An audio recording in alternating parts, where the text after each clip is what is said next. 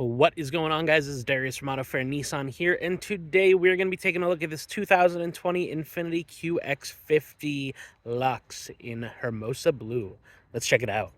This bad boy is going to be powered by a 2-liter, 4-cylinder, variable compression turbo engine that is specifically formulated to give you the best of both worlds.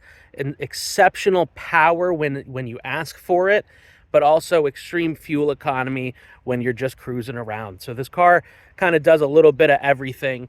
So for a daily driver, for a commuter car, for a family car, for having something that's a little bit peppier than the car you're driving now, it's going to give you a little bit of all.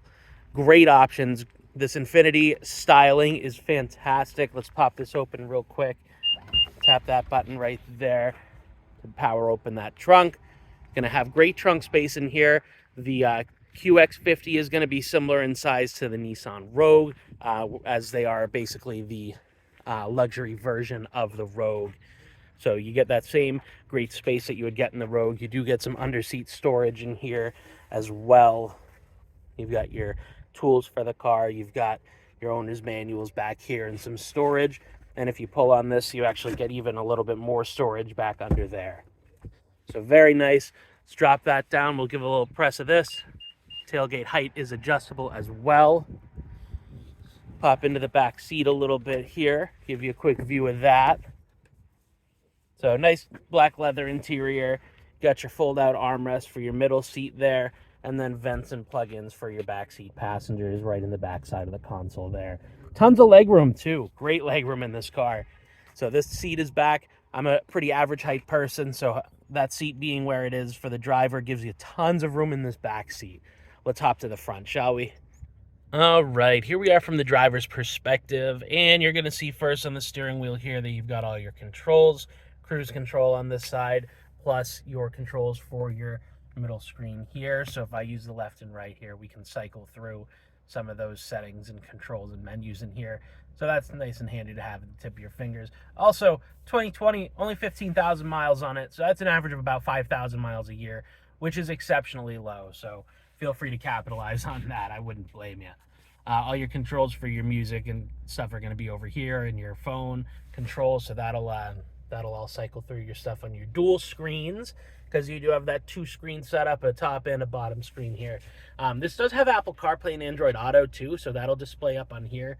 Now, this screen is going to do a couple of different things. It's going to do all your audio. It's also going to do all your climate stuff here, so you can adjust some of your climate settings through there, or leave it all on audio, or bring it to home, and you've got a few other things that you can set, getting your navigation going and whatnot, which will display up here on the top screen. So we'll leave that on audio for now. It's about probably the cleanest looking component of it. You do have your heated seat controls here, and then along the side of your screens are going to be all your physical button climate controls. The rest of your audio controls are going to be down low, just below the screen and button set. Now here we're going to have this cover for our cup holders, just to give it an extra little bit of styling. Plus you got your USB-A and USB-C plugins and your 12-volt here. It's a little cap for it. Let's get that plugged back in, plus a little bit of extra storage. So we'll close that back up. Come down here. You're going to have controls for the screen as well, so you don't have to use the touchscreen for everything. You can actually adjust it all. So you can see here, I can zoom right out, zoom right in, do that just by twisting the scroll wheel, and do the rest of your adjustments on there just from right there.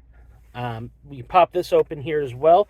We are going to get an additional plug-in. There's your tool for the wheel locks, but this is nice and deep in here. That'll give you an extra good bit of storage. Come back in front of that a little bit is going to be your brake auto hold and your parking brake, your drive mode selector, and your shifter. This is an electronic shifter, so to use that, I'm going to put my foot on the brake, and you're going to see here to go into drive, we're just going to grab this little button, pull it all the way back. That's drive. You can also do your manual shift mode there too, if you see the M. So if we do the manual shift mode, that's going to switch from the D to the number 1, or whatever other gear ratio we are in at that time. Now for reverse, I'm going to grab this, I'm going to push it forward, and that's going to pop to your backup camera on that top screen. And then if we want to go to park, just push the button right there, and that's that. Nice and simple. If we look up, we are going to have some extra stuff up here. We're going to have our controls for our sunroof and for our lights.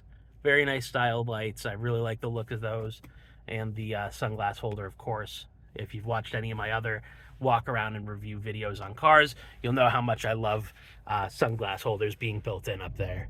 And home link controls on our auto dimming rear view mirror, if I can get that to focus for you.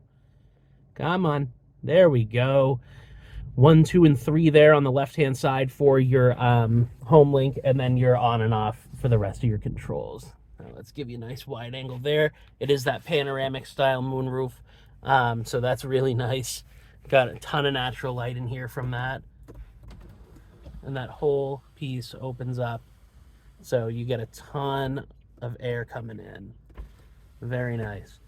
If there's anything that I missed in here that you were hoping to see, feel free to let me know down in the comments or reach out. I am going to leave my contact information in the description of this video, or you can schedule in a time to see the car by getting in touch with us that way, or come on down. We are located at 45 Portsmouth Ave in Stratham, New Hampshire.